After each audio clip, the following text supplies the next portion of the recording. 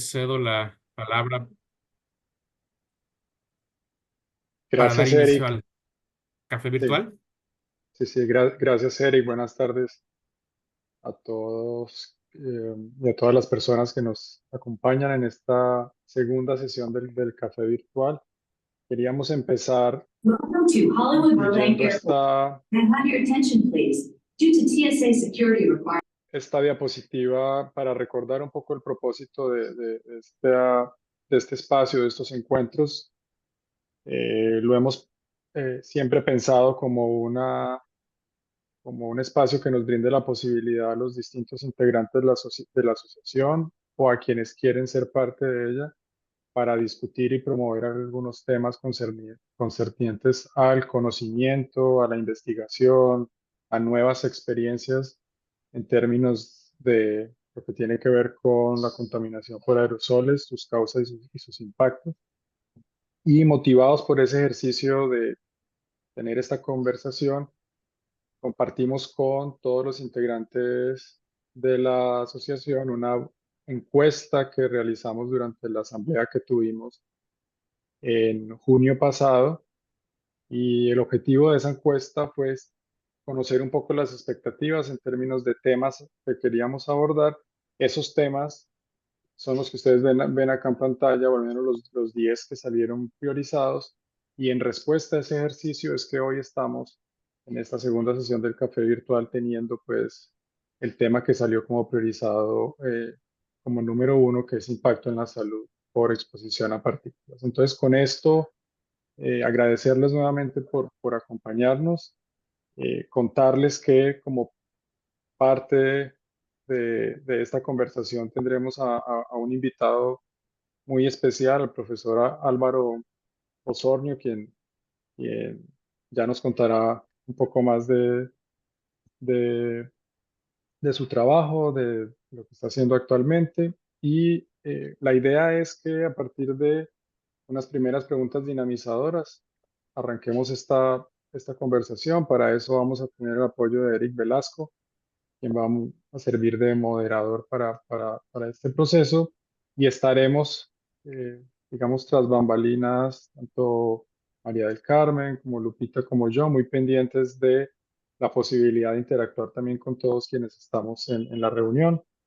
Existe la posibilidad de levantar la mano y hacer una pregunta directamente con micrófono abierto. También está la posibilidad de ponerlo allí en el chat. Nosotros estaremos muy pendientes para, en el momento en que haya posibilidad, poder también abordar esa pregunta. Entonces, lo único que les agradecemos mucho es que mientras no estemos interviniendo, mantengamos nuestros micrófonos apagados, y eso facilitará pues la conversación.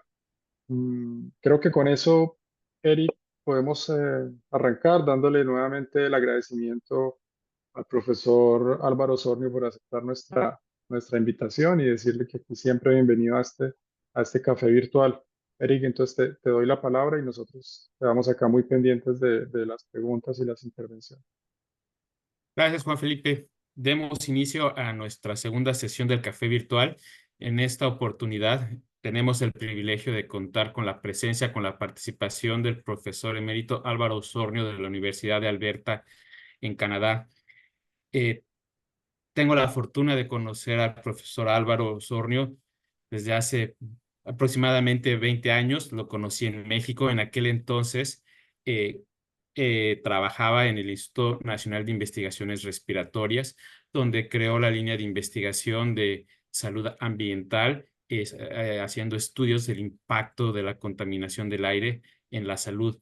Entiendo que en el 2009 se movió a Canadá, a la Universidad de Alberta, donde ha formado un grupo de investigación enfocándose también en el mismo tema de la contaminación ambiental, desde un punto de vista epidemiológico y toxicológico, dándole un especial interés en la parte experimental y viendo en particular los efectos en los niños.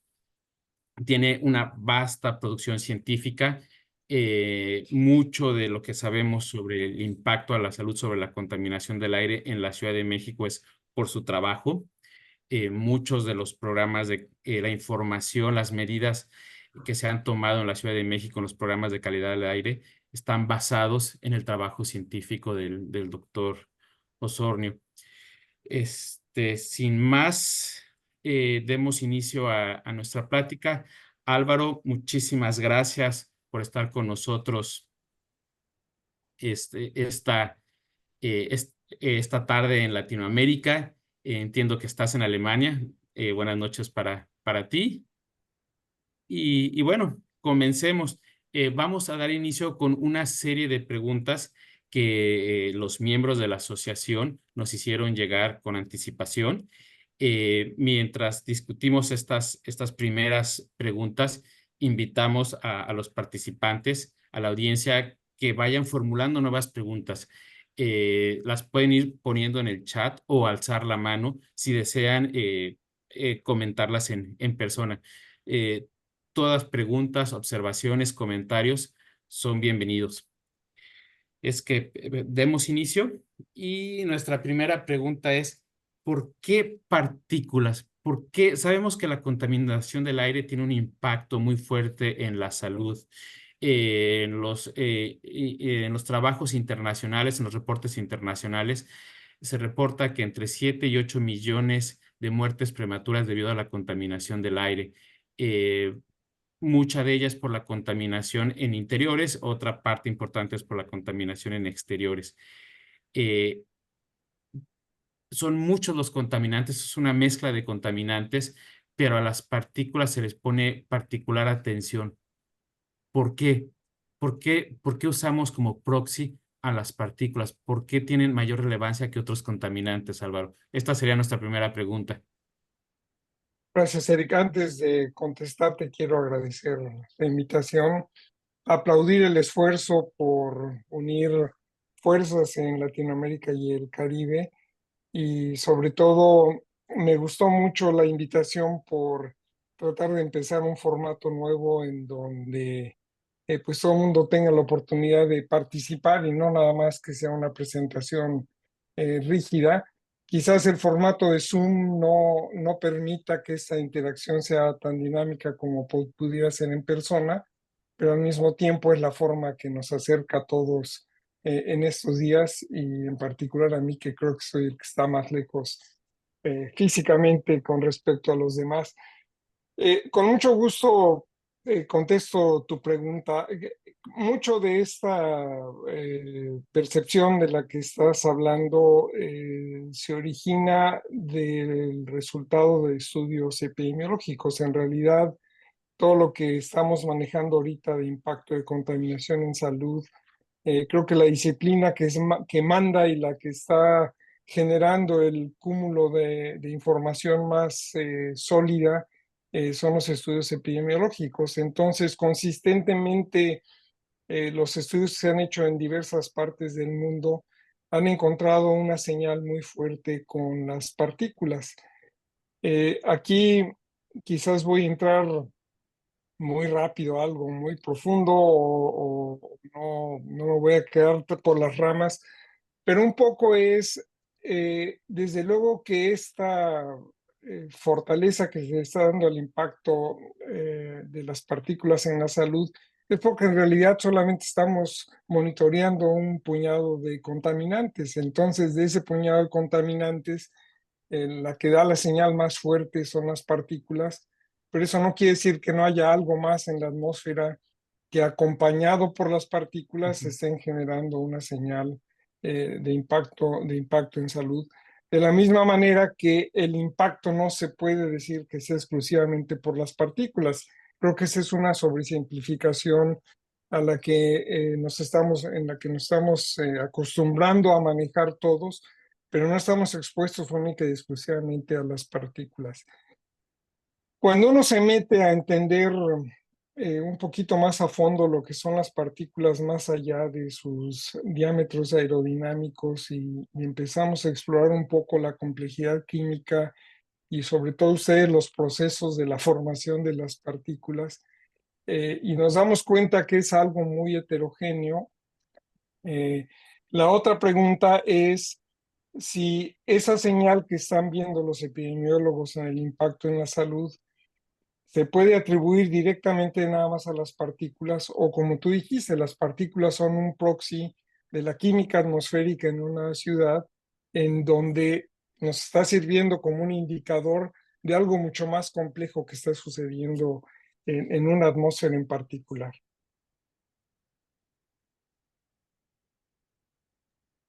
Cierto, cierto, esto es porque no monitoreamos muchos contaminantes. En el mejor de los casos estamos monitoreando 5 o 6 contaminantes criterio. Recientemente leí en un artículo, estaba leyendo un artículo sobre el número de muertes causadas por las ondas de calor recientes en Londres y, y le achacaban que a un 20-30% de las muertes eran por contaminación usando como proxy las partículas, pero entre un 70-60% se lo achacaban al calor mismo. En otros estudios hemos encontrado, bueno, han encontrado que tanto la exposición a partículas finas como a ruido, no sabe si hay un mecanismo, si hay una sinergia entre ambos, exposición a ruido y a partículas, pero ambos generan estrés oxidativo. ¿Qué tanto tenemos que incorporar? ¿Qué tan complicado, qué tan conveniente, qué tan necesario es combinar otros factores ambientales junto a la exposición a partículas? Bueno, en general yo creo que la investigación de impacto en la salud por contaminación del aire está yendo en ese sentido. Tenemos que entender que la parte química no actúa de manera independiente o solamente, sino que hay interacción con factores químicos, como tú lo mencionaste, puede ser el ruido o puede ser el calor, pero también hay factores sociales, como puede ser el nivel socioeconómico o las condiciones de vivienda de las gentes en una población determinada. El problema es que muchos de los modelos con los que cuentan los epidemiólogos, que tradicionalmente eran modelos muy lineales, en donde lo que se trataba de una manera medio reduccionista era quitar variables hasta encontrar una que te diera una señal fuerte.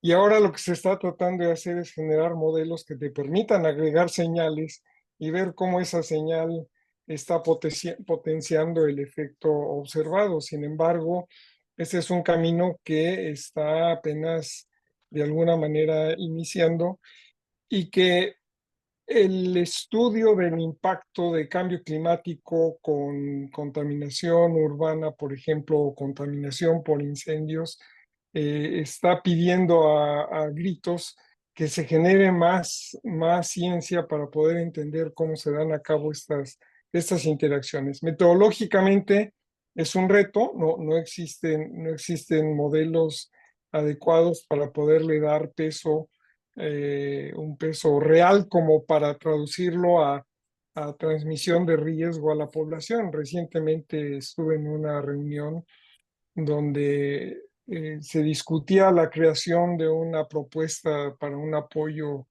del gobierno de Canadá, cómo incorporar evidencia científica que permita decirle a la población cuando alcancemos este nivel de contaminación por partículas, ozono o dióxido de azufre o el contaminante que en el momento esté impactando predominantemente a la atmósfera, y encima a cuántos grados de temperatura estamos, como para decir el riesgo está aumentando 2, 3 veces, 5 veces, 10 veces, pero esa información no la tenemos. Entonces, lo que tú señalas es un camino en el que hay que empezar a andar y entender que hay limitaciones metodológicas que requieren desarrollo también, no nada más generar resultados, sino antes que eso, tener métodos adecuados para buscar estas interacciones.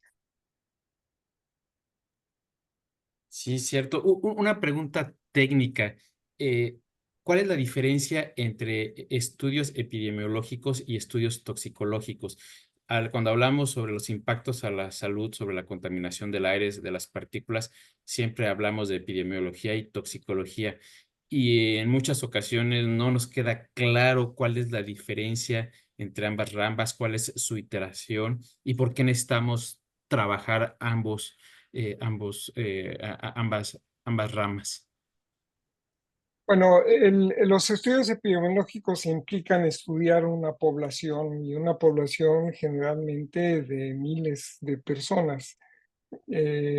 Estos estudios generalmente descansan en la información que se genera por cuestiones estadísticas en un hospital o en un país. Por ejemplo, en México existe algo que se llama la semana epidemiológica, en donde cada semana se reportan enfermedades infecciosas, por ejemplo, ¿no?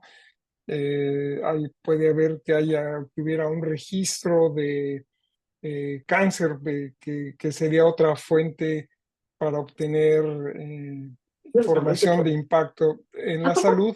Y desde luego,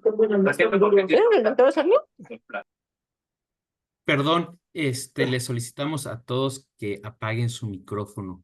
Se los agradeceremos mucho. Perdón, Álvaro. entonces se colecta información de muchísima gente y al mismo tiempo esa información de cómo van apareciendo las enfermedades o cuántos casos o cuánta gente murió en una semana o en un día. Y eso se pone en paralelo con la información que se tiene de los contaminantes ambientales y se modela para ver si hay ruido o no hay ruido y si hay asociaciones de cuando sube uno, sube el otro, o si cuando sube uno a los pocos días aparecen los impactos en salud. Entonces, los estudios epidemiológicos necesitan información de muchísimos individuos y generalmente se llaman estudios poblacionales. Puede haber estudios de un poquito más pequeños que se lleven a cabo dentro de un hospital, por ejemplo, y eso sería un estudio epidemiológico clínico, en donde son menos casos, pero hay mucho más información más precisa, porque tú estás monitoreando exactamente qué le pasa a un paciente, y por lo tanto el poder estadístico que tienen los datos es más fuerte. Cambiando a los estudios toxicológicos, el estudio toxicológico en realidad tiende a ser experimental, aunque pueda haber estudios toxicológicos en humanos. Tiende a ser experimental en donde tú controlas la exposición, y esto puede ser en animales o puede ser en células o puede ser ahora en lo que se llaman unos microorganismos que están haciendo, perdón, no microorganismos, sino microórganos en donde están generando mezclas muy complejas de células que sugerirían que puede ser un órgano de un individuo o de un animal, y en eso se prueba controlando el nivel de exposición, las condiciones de exposición y midiendo respuestas muy precisas de las células, o si estás usando animales, de los animales. Y el objetivo de los estudios toxicológicos es uno, demostrar primero si hay daño o no hay daño. Entonces, un epidemiólogo que identifica una asociación, vamos a utilizar las partículas en su momento en los 1950 del siglo pasado, en donde se empezaron a ver señales epidemiológicas. Y entonces la pregunta, ¿esto es real o no es real? Biológicamente se puede explicar que estas partículas que están suspendidas en el aire, si las inhalo, me van a producir daño. Entonces tienes que hacer un estudio toxicológico en donde, en condiciones controladas, utilizando solamente las partículas, demuestras que efectivamente puede haber un daño. Y el siguiente paso es ir más allá, no nada más decir si hay daño o no hay daño, sino el siguiente paso es cuál es el mecanismo que media esto. Seguramente ustedes han oído que las partículas producen enfermedad porque producen estrés oxidante o porque inducen inflamación. Entonces, esos dos mecanismos o esos dos caminos que se asocian para que las partículas generen enfermedad se obtienen a través de estudios toxicológicos en animales y luego se pueden corroborar en estudios de población. Espero que haya quedado clara la respuesta. Sí, clarísimo, muy claro, Álvaro, muchas gracias. Antes de continuar, me gustaría invitar a la audiencia que nos vaya haciendo llegar sus preguntas. o alcen la mano para formularlas personalmente. Eh, la siguiente pregunta, Álvaro, es si nos podrías platicar qué es esto del estrés oxidante y, cuáles son los procesos por los cuales las partículas tienen un impacto en la salud, qué enfermedades producen. Si nos podrías platicar un poquito sobre el mecanismo, cómo inicia esta afectación una vez que respiramos las partículas, cómo entran a nuestro cuerpo y de ahí qué pasa con ellas. Llegan a nuestro, se quedan retenidas, son filtradas en nuestra garganta, entran a nuestros pulmones, en los alvéolos. ¿Qué sucede? Brincan al torrente sanguíneo. Por favor, si nos podrías platicar un poquito al respecto. Sí, como no, voy a contestar primero tu primera pregunta, nada más para mantener el foco, y luego me voy a expandir para contestar las otras preguntas que me hiciste después. Entonces, el estrés oxidante lo único que nos está indicando es que el organismo está estresado por un estímulo oxidante, ¿no? Entonces, ese estímulo oxidante generalmente puede ser producido directamente por las partículas y el ejemplo típico es si la partícula tiene algo de hierro, puede generar una reacción Fenton y esta reacción Fenton genera un ambiente oxidante y eso va a retar a las células del cuerpo y por eso le llamas estrés. Estás estresando al organismo con esta oxidación que generalmente se da así en explosiones pequeñitas. Eh, entonces de ahí viene lo del estrés oxidante. Otra manera en la que se puede generar este estrés en el organismo es cuando las células de defensa llegan a tratar de eliminar a las partículas. Este proceso inflamatorio también genera esas explosiones de oxidación que es parte del mecanismo de defensa de nuestro organismo.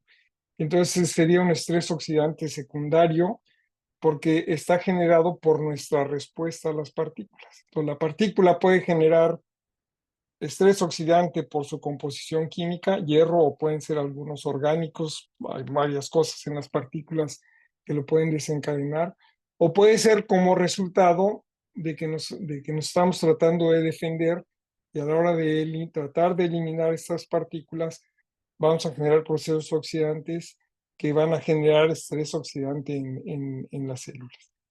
Entonces, eso lo que implica es que la partícula está en contacto con nuestras células del cuerpo y generalmente no estamos 100% indefensos a una partícula que entra al cuerpo, sino que tenemos nuestros mecanismos de defensa y esos mecanismos de defensa pueden ir, si son inhaladas, pueden ser desde el moco y los vellos que hay en la nariz y en todo el tracto respiratorio. Tenemos estos barredoras en las células que revisten todas nuestras vías aéreas, están barriendo constantemente el moco y el moco, las propiedades físicas del moco es precisamente que sea pegajoso para que ahí se detengan las partículas. Entonces, normalmente muchas de las partículas las podemos barrer, las vamos a eliminar y generalmente esas partículas las vamos a deglutir. Todo ese moco con el que estamos limpiando las vías respiratorias acaba en el estómago. Sin darnos cuenta, nosotros estamos deglutiendo moco todo el tiempo. Seguramente alguno de ustedes ha tocado en algún momento que regresan a la Ciudad de México o van a una ciudad en un momento muy contaminado y se suena uno y la secreción va a estar negra y eso es por todo este moco con las partículas que barrimos y que estamos recogiendo desde niveles profundos del aparato respiratorio, no nomás en la nariz. Entonces aquí ya hablamos de dos formas en las que las partículas pueden entrar al cuerpo. Una es directamente por el aparato respiratorio, porque la estamos inhalando, entrando hacia los pulmones, y la otra, indirectamente, la estamos metiendo al tracto digestivo, porque estamos tragando ese moco cargado de partículas. Entonces, no estamos indefensos, siempre estamos tratando de defendernos contra estos objetos extraños a nuestro cuerpo.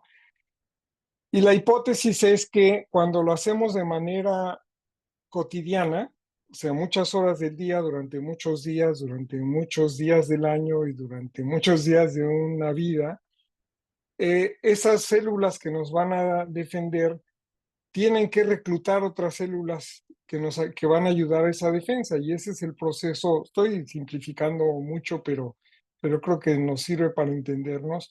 Ese es un proceso que vamos a llamar inflamación. Entonces, cuando dicen que las partículas están provocando inflamación y eso es uno de los mecanismos por los cuales nos están haciendo daño, tiene que ver con esto, con nuestra defensa por tratar de eliminar, por tratar de reclutar más células para que nos ayuden a defender, que estamos constantemente en un estado inflamatorio. Voy a parar aquí porque veo que María del Carmen tiene una pregunta. Sí, muchas gracias Álvaro por el diálogo tan interesante. Yo precisamente tenía una pregunta respecto a la toxicidad de las partículas, porque los que estudiamos la química atmosférica nos preocupan mucho las partículas secundarias, las que se forman fotoquímicamente, y dentro de ellas les dividimos entre inorgánicos, aerosoles inorgánicos y orgánicos. Los inorgánicos, las partículas, por ejemplo, de sulfato de nitrato, y los orgánicos que son los SOA, ¿no? Los Secondary Organic Aerosols. Y mi pregunta es si desde un punto de vista toxicológico, ¿son por igual de malas o hay algún tipo de jerarquía respecto de su toxicidad o cómo se maneja eso desde el punto de vista de la salud? Es una pregunta fundamental a la que no tenemos una respuesta 100% segura. Y espero que esta pregunta se quede un poco en el ambiente, porque hacia el final o en algún momento tenemos que hablar de hacer ciencia interdisciplinaria, y tu pregunta creo que puede después servirnos como un ejemplo. Otra vez, el problema de las partículas, una vez que tú ves las partículas que estamos inhalando, es que difícilmente sabemos qué proporción son partículas primarias, qué proporción son secundarias, de esas secundarias cuál es cuál. Hay algunos estudios en los que se pretende estudiar la toxicidad de las partículas dependiendo de la estación del año en el que se colectan, porque la química atmosférica va a cambiar dependiendo también de las condiciones meteorológicas. Entonces hay evidencia que cuando las partículas están muy cargadas de orgánicos, la manera en la que el cuerpo lidia con esas partículas va a ser diferente a cuando las partículas tienen menos orgánicos y hay más contaminantes o partículas primarias, digámoslo de alguna manera. Unas son más inflamatorias porque llevan componentes de bacterias, y otras van a ser partículas que van a tender a dañar más dañar el ADN de las células. El problema es que a un individuo no hay tiempo suficiente como para decir voy a estudiar impactos en época de lluvias o voy a estudiar impactos en época de secas, porque no hay una enfermedad que se vaya a desarrollar en tan corto plazo. Entonces, atinarle con esta precisión que la química nos puede dar, atinarle a cuál es el efecto en la salud, va a estar muy complicado. No quiere decir que no se deba de intentar, pero va a estar muy complicado. La química es muy rápida y la respuesta del cuerpo es muy lenta. Requerimos de estar agrediendo el cuerpo por mucho tiempo para poder ver una reacción, y a la hora que veamos esa reacción es la suma de episodios donde a lo mejor las partículas eran predominantemente secundarias, muy orgánicas, o una época en la que las partículas eran menos orgánicas y con más suelo, por ejemplo, si son partículas un poquito más gruesas. Entonces es una pregunta muy importante, pero que está muy complicada de responder, María del Carmen. Gracias, Álvaro. Tenemos aquí otra pregunta de Dayana Agudelo. Por favor, si puedes hacer la la pregunta. Sí, buenas, gracias, Eric. ¿Me escuchan? Sí, te escuchamos bien, por favor. Bueno, yo hablo acá de Colombia. Nosotros estamos haciendo algunos estudios en microambientes de transportes, en escuelas, y también hicimos el potencial oxidativo. Y una de las preguntas que siempre me sale, pues, digamos que yo no soy de esa parte de salud, es sobre el tiempo de la exposición, porque yo sé que el tiempo va a decir mucho si esa exposición es buena o es mala. Entiendo que cuando las exposiciones son cortas, pues no, digamos que no importa que los niveles estén tan altos. Pero yo estoy viendo en muchos casos, sobre todo en las personas que andan en bus, o sea, en ómnibus, o los niños cuando los van a dejar en los colegios, concentraciones muy elevadas de black carbon, de partículas más finas. No hemos hecho el potencial oxidativo para esos momentos. Y lo que me dicen es, bueno, el tiempo de exposición es muy corto, no pasa nada. Entonces, es como más una duda de que si eso sería totalmente cierto o que si la verdad sí, hay como unos límites recomendados a pesar de que sean solamente el tiempo en que están en el bus o en el transporte urbano, que sea como 1 hora al día o 2 horas al día, o mientras los dejan en el colegio y están jugando en el colegio. O sea, digamos, en esos casos, cuando nos dicen es que realmente es muy corto el tiempo, si podríamos nosotros como académicos decir, no, a pesar de que es corto el tiempo, sí puede haber un problema para esos niños o para esas personas más vulnerables que están tomando un transporte público, a pesar del tiempo muy corto. Sí, hay como... Gracias. No, Gracias, Dayana. no creo tener una respuesta precisa y voy a usar más bien una analogía y esa es, eh, por ejemplo, una crítica que ocurre con mucha frecuencia a los críticos del impacto de la contaminación en la salud en Canadá es el hecho de que la gente en Canadá vive dentro de ambientes cerrados en la mayor parte del día. Y hay estudios por ahí donde dicen que lo que pasan extramuros es alrededor de 2 a 3 horas al día. Y sin embargo, los estudios epidemiológicos han señalado que hay un impacto en la salud en esas ciudades donde, a pesar de que la gente se está exponiendo tiempos cortos. Entonces, si tomamos ese ejemplo para hacer una analogía con lo que tú estás diciendo, yo creo que sí hay evidencia como para decir no, no es una exposición muy corta. Y encima, otra cosa que tenemos que tomar en cuenta es que generalmente la contaminación va a tener impactos más graves en una persona que ya está dañada por alguna otra circunstancia. Entonces, supongamos que un niño o un adulto trae un virus y encima le das una descarga y le empiezas a generar radicales oxidantes o una descarga de inflamación que no le permita combatir adecuadamente al virus. Entonces, ese niño, a pesar de que la exposición es muy corta, va a poder o va a tener un impacto en la salud secundario a la exposición a partículas, porque el primario va a ser el virus, pero generalmente eso es lo que estamos midiendo en la población. La gente se va a morir no necesariamente por las partículas, sino porque tiene una enfermedad preexistente, por ejemplo, ¿no?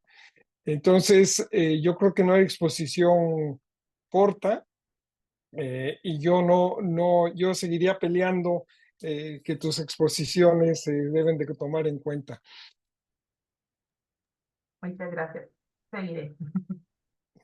Gracias, Dayana, Álvaro. Tengo aquí, Álvaro, una otra pregunta. Omar Amador, del UNAM, te manda a saludar. Hola, Omar. Y nos pregunta sobre cuáles son los parámetros, las características de las partículas en las que tenemos que prestar mayor atención. Sabemos que su composición y tamaño son importantes, pero ¿qué otras métricas tenemos que tener en cuenta? Y también pregunta de que si tuviéramos que completar las normas de calidad del aire actuales, ¿qué, qué parámetros deberíamos de incluir? ¿Qué estudios, qué bioensayos recomendarías que incluyéramos en el monitoreo atmosférico para regulación ambiental? Son dos preguntas, perdón, Álvaro. Bueno, la regulación requiere de mucha evidencia, ¿no? Y como decíamos hace unos minutos, mucho de lo que sabemos del impacto de la contaminación en la salud se deriva de que hemos monitoreado por muchísimos años 5 o 6 contaminantes.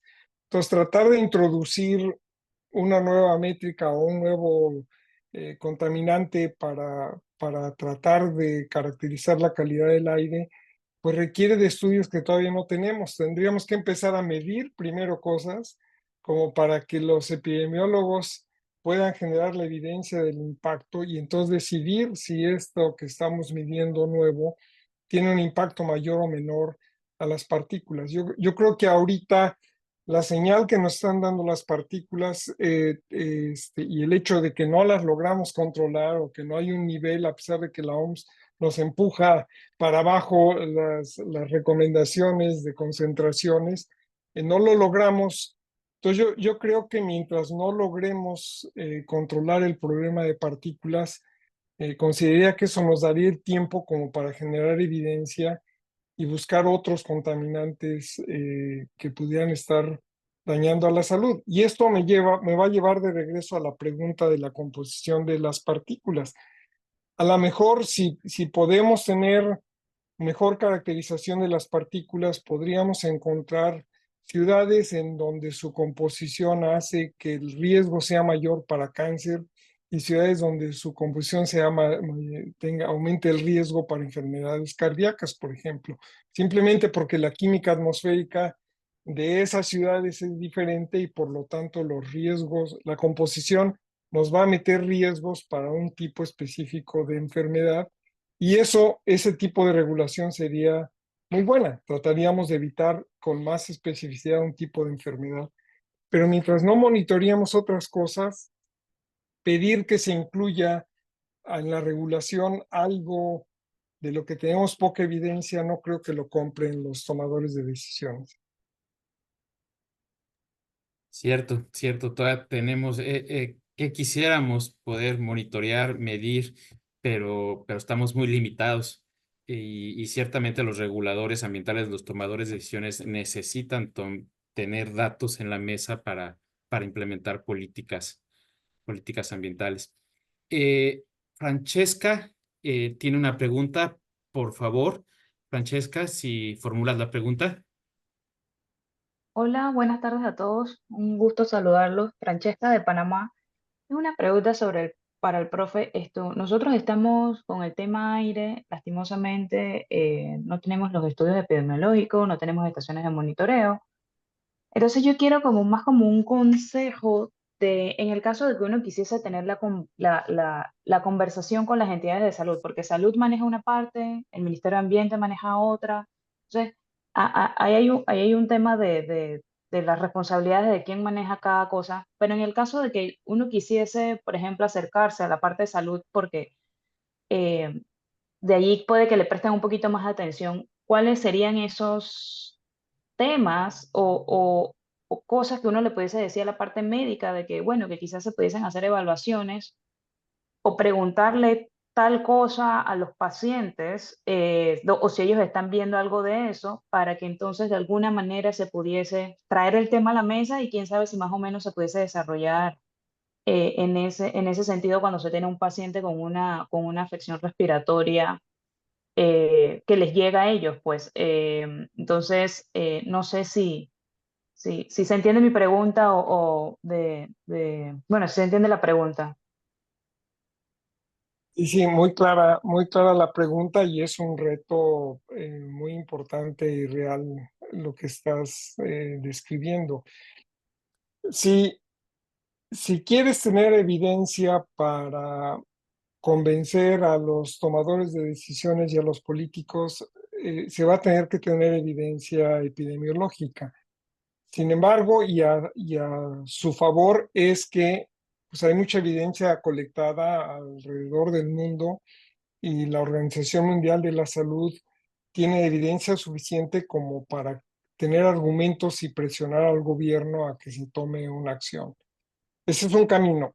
Pero el otro camino que ha funcionado muy bien es las asociaciones médicas y en particular las asociaciones de cardiólogos y las asociaciones de neumólogos, en donde donde o sea, convencen a sus asociados a que empiecen a recopilar información de, por ejemplo, si es cardíaco, si están viendo más infartos, cuándo se ven los infartos, si hay una época del año donde eso sea más frecuente, y llamar la atención a los problemas de contaminación que pudieran existir coincidentalmente. Y en el caso de las enfermedades respiratorias, obviamente el asma y la enfermedad obstructiva pulmonar crónica, o EPOC, no sé cómo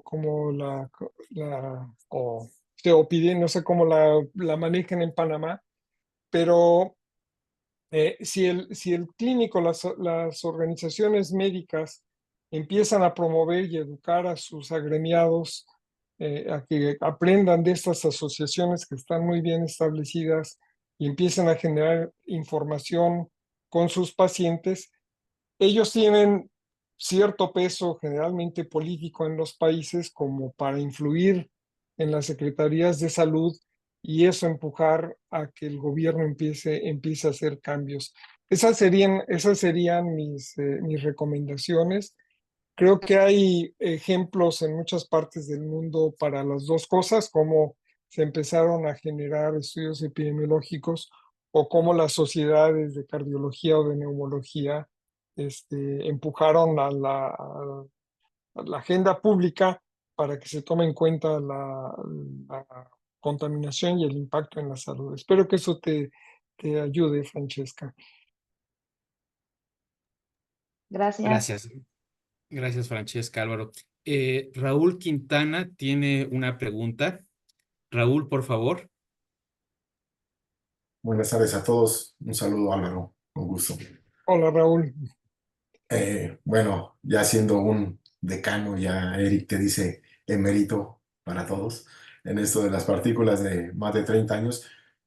¿Cuánto piensas que ha avanzado esto en las partículas? Porque si bien ya Omar ha hecho esta pregunta en otros foros, como conforme qué otros compuestos o elementos pueden incluir en las normas, ¿qué tanto se ha avanzado esto en Latinoamérica, ya que esta es una red latinoamericana de contaminación ambiental, ¿no? Al respecto, ¿no? Tal vez la EPA es la directriz, ¿no? La que dicta muchas de las normas que se toman, bueno, acá en México, principalmente en Latinoamérica, pero ¿cuánto crees que hemos avanzado? Porque las normas se han hecho estrictas. No vamos a alcanzar lo que va dictando la OMS, porque sí, no sabemos que no hay un umbral para ningún paciente. Y sabemos quiénes pueden ser las personas más vulnerables, enfermos de EPOC, niños, ancianos, etcétera. Pero ¿cuánto hemos avanzado realmente desde que no? Estaba haciendo cuentas que teníamos partículas desde 1991 en el grupo. Pues mira, Raúl, desgraciadamente no he seguido de cerca la evolución de las normas de calidad del aire en Latinoamérica. Eh, Anecdóticamente, por lo que platico con colegas en congresos o las veces que me ha tocado visitar algunos de estos países, sobre todo la última vez antes de la pandemia que estuve en Río, donde hubo mucha gente de Latinoamérica, pues lo que yo vi es que hay mucha pujanza, la evidencia epidemiológica ha crecido de manera muy importante, quizás Colombia y Brasil estén liderando por ahí. Y la impresión que me dio, aunque no hablamos de normas específicas para cada país, es que las van siguiendo muy de cerca conforme las va ajustando la EPA, quizás no en el mismo tiempo, pero sí a las mismas concentraciones. El reto que me pareció oír más consistentemente es que las redes de monitoreo no son muy extensas. Y yo creo que ese es un reto no nomás en Latinoamérica, yo creo que es un reto internacional, es muy costoso mantener las redes de monitoreo. Entonces, por un lado es cómo, y ahorita Francesca nos acaba de poner un ejemplo, cómo uniformar cuando hay lugares donde a lo mejor no se está monitoreando o ni siquiera se utiliza la información de los monitoreos para informar a la población, hasta ciudades en donde hay mucha conciencia, pero no hay los recursos para mantener un monitoreo activo. Y luego la pregunta de Omar es, ¿cómo brincamos de ahí a, si meto especiación de las partículas, a la regulación, lo cual impone un reto de monitoreo mucho más grande? Y vamos a caer ahí en un círculo vicioso en donde cómo promuevo la especiación cuando no tengo evidencia de impacto en la salud. Y otra vez, quien pone la directriz ahí pues son los países ricos, y la EPA, yo creo que hace 20 años empezaron a hacer especiación de partículas, pero el número de estudios epidemiológicos que han salido es todavía muy chiquito como para tener una evidencia, y lo que he seguido es que tampoco son resultados consistentes. Cada ciudad, en una ciudad le apuestan a que son los metales pesados, y en otra ciudad le apuestan a que son los compuestos del suelo, y en otra ciudad son los orgánicos. Lo cual nos lleva a este punto que he estado tratando de enfatizar en cada una de mis intervenciones, es que cada ciudad tiene una química atmosférica muy particular, y el impacto en la salud va a depender de esa química. Podemos tener un indicador que son las partículas que nos permitan actuar, pero necesitamos caracterizar mejor nuestro problema para encontrar soluciones locales, ¿no? Yo creo que es el mismo abordaje que se está siguiendo en cambio climático. Es un problema global, pero tenemos que actuar localmente, si no nos va a comer el mandado estos problemas. Es como te podría responder, Raúl. Álvaro, ahondando un poco más en nuestros países, en Latinoamérica y en general en países en vías de desarrollo, ¿hay algunos factores externos sociales, emocionales, culturales? Ya nos platicabas que la exposición depende de otros muchos factores, pero ¿hay algo en particular en nuestras sociedades que, que, que aumente la peligrosidad de la exposición a partículas? Sí, cómo no, de lo que se sabe y hay mucha evidencia es que el nivel socioeconómico se considera lo que los epidemiólogos llaman un efecto modificador, en donde a una población expuesta a un nivel de partículas y encima es una población que está desprotegida social o económicamente, el impacto va a ser mayor. O sea, estás modificando negativamente el impacto de la contaminación del aire en esas subpoblaciones. Encima de eso, pues está el grado de alimentación que pudiera estar asociado al nivel socioeconómico, algunos factores de comportamiento, como sería el fumar o sería el beber, que eso también eh, debilitan de alguna manera el cuerpo y te hacen más propenso a que la contaminación te dañe. Muy importantemente ahorita, estos eventos de altas temperaturas que se están viendo con mayor frecuencia en nuestros países por estar más cercanos al trópico. Entonces, sí, hay muchos factores que hacen el problema en Latinoamérica más complejo que lo que se ve en los países desarrollados menos calientes, por ejemplo, ¿no? Entonces, esto es algo muy importante. No sé qué tan familiarizados estén con un concepto relativamente reciente que es el del exposoma. No sé si esto es un término que han utilizado, perdón, que hayan oído con anterioridad. Si quieren, les puedo pasar una diapositiva muy rápidamente. Por favor, Álvaro, Eh, si nos puedes compartir tu pantalla. entonces, este es un concepto que surgió en el 2005 como una rebeldía al proyecto del, se me fue ahorita, bueno, al estudio del genoma humano. Y entonces la crítica era: ¿por qué estamos dedicando tanto esfuerzo y tanto dinero a estudiar los genes cuando tenemos que considerar que nuestra permanencia como seres vivos depende también del ambiente. Entonces tendríamos que dedicar un esfuerzo igual de grande para entender no nomás el genoma, sino también para entender el exposoma. Y eso es lo que les estoy poniendo aquí como fue definido, está esto traducido. Y entonces lo que se trata es que tenemos que entender lo que está pasando a nuestro alrededor en el ambiente y las respuestas a esos cambios en el ambiente para poder darnos cuenta de qué es lo que está impactando en nuestra salud. Y eso implica el medio ambiente, la dieta, el comportamiento, como decía, el proceso ¿cómo se llama?, de fumar, y procesos endógenos, porque estamos reaccionando nosotros también, como dijimos hace un rato, o estamos respondiendo al estrés oxidante o estamos respondiendo con inflamación a las partículas, y eso a su vez puede debilitar nuestros procesos internos de defensa. Si quieres, les mando estas diapositivas para que todo el mundo lo tenga, y ahí vienen las referencias.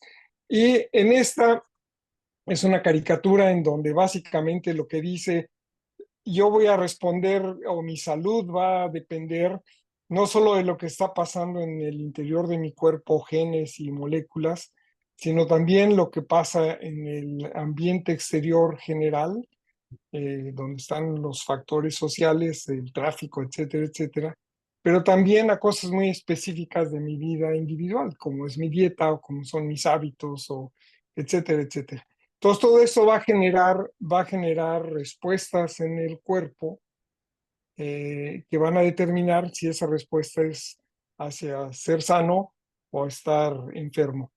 Y de aquí surgen otros conceptos. Si yo mido cómo respondo a químicos o a la respuesta ambiental, voy a estudiar el metaboloma, por ejemplo, que seguramente algunos de ustedes han oído por ahí. Entonces, esto se empieza a complicar, pero lo que me lleva es a que, y respondiendo a tu pregunta, Eric, definitivamente hay factores que van más allá de estar expuestos a la contaminación, que van a influir la manera en la que respondemos a ella y la manera en la que nos enfermamos o no nos enfermamos, o de qué nos enfermamos. Voy a aprovechar para esta gráfica. En el 2019 lo sacaron unos investigadores de la Academia China de Ciencias, en donde hacen ver un problema muy sencillito. Tenemos aquí en este eje el número de muertes asociadas a partículas PM2.5, perdón, el número de muertes, y acá abajo tenemos la concentración de partículas, y son muertes atribuidas por cada año conforme aumentan 10 microgramos de partículas. Y el punto más importante a notar es que uno puede encontrar países, como en este caso que es China, que a un mismo nivel de contaminación va a tener un impacto en la salud más chiquita que la que tiene Nigeria. Y esto lo que nos está diciendo son exactamente las mismas, digamos que son 50 microgramos por metro cúbico, y en China impacta menos que lo que impacta en Nigeria. Y eso va a ser secundario a esos otros factores que me estás preguntando, Eric, en donde la contaminación se va a ver, el efecto de la contaminación se va a ver modificado por otros factores que pueden ser muy locales, o yo agregaría que pueden relacionarse con la química propia de una ciudad en particular, la química atmosférica propia de una ciudad en particular.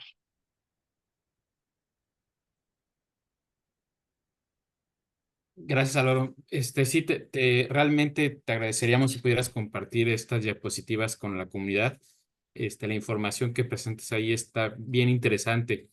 Esto nos indica que requerimos un trabajo interdisciplinario, colaborativo, para poder entender todos los procesos asociados con el impacto a la salud por las partículas. Ya nos estamos acercando a la hora. Tratamos de mantenerlo estas sesiones estrictamente. No sé si alguien quiere hacer una última pregunta. Si no, le paso la palabra a Juan Felipe. Álvaro, muchísimas gracias por mi parte. La verdad es que la información que nos has aportado es importantísima, bien interesante. Quedaron muchas preguntas ahí pendientes. Estoy seguro que un diálogo completo sobre el tema nos llevaría varias horas y como vayáramos avanzando en la discusión, aparecerían nuevos temas a discutir. Pero por el momento creo que aquí va siendo hora de que vayamos cerrando. Álvaro, si tienes alguna última comentario, intervención que te gustaría hacer a la comunidad, por favor. Muy brevemente, y quizás eso sea el motivo de otra reunión, y cómo movernos hacia el trabajo interdisciplinario. Eh, Creo que lo que estamos viendo con mayor frecuencia es simplemente un grupo perdón, trabajos en donde vemos que una disciplina aporta una cosa, otra disciplina aporta otra cosa y otra disciplina aporta otra cosa, pero eso en realidad no es interdisciplina. Necesitamos sentarnos a realmente mezclar conceptos, por ejemplo, lo que yo veo en la plática de hoy. Algo que se tiene que entender es la velocidad de las reacciones químicas que ustedes estudian contra la velocidad de las reacciones químicas que ocurren en un organismo, contra la velocidad de los efectos que mide un epidemiólogo. Tendríamos que sentarnos a entender muy bien la dimensión en la que cada quien está trabajando para poder armar una historia un poquito más congruente. Entonces tenemos que dar el paso de hacer interdisciplinaria de veras, en donde nos estamos metiendo de lleno en la forma en la que se genera el conocimiento en cada disciplina y alejarnos un poquito de la suma de trabajos que un grupo de diferentes disciplinas va atribuyendo. No que no tenga valor, pero necesitamos todavía más profundidad dada la complejidad del problema. Muchísimas gracias, Álvaro. Paso el micrófono a Juan Felipe, por favor.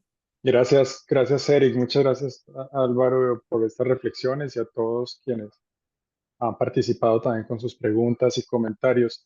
Yo no quisiera que cerráramos sin hacer una mención sobre eso último que mencionaba Álvaro referente a lo importante del trabajo interdisciplinario, pero también qué recomendación podemos dar nosotros desde la parte científica a los tomadores de decisión, a las autoridades, cuando es difícil también en una misma ciudad o en un mismo territorio poner a hablar, por ejemplo, a la autoridad ambiental con la autoridad en salud. Y como nos decía Francesca, el caso en Panamá es creo que lo que vivimos en distintas partes de América Latina. Entonces, ¿alguna recomendación en ese sentido, Álvaro Pinar? Y de pronto con eso vamos un minutico más, pero redondeamos ese mensaje de trabajo interdisciplinario. Sí, yo creo que como parte de la interdisciplinaridad tenemos que dar otro paso que es la intersectorialidad, y eso lo que quiere decir es que cuando nos sentemos a platicar también tenemos que traer a los tomadores de decisiones a la mesa para entender sus ritmos, para entender su vocabulario y ellos los nuestros. Entonces, si no hablamos con ellos desde el principio, va a ser muy difícil que nos comuniquemos. Yo sé que es un reto muy grande, pero es el único camino que creo que tenemos que seguir para resolver estos problemas.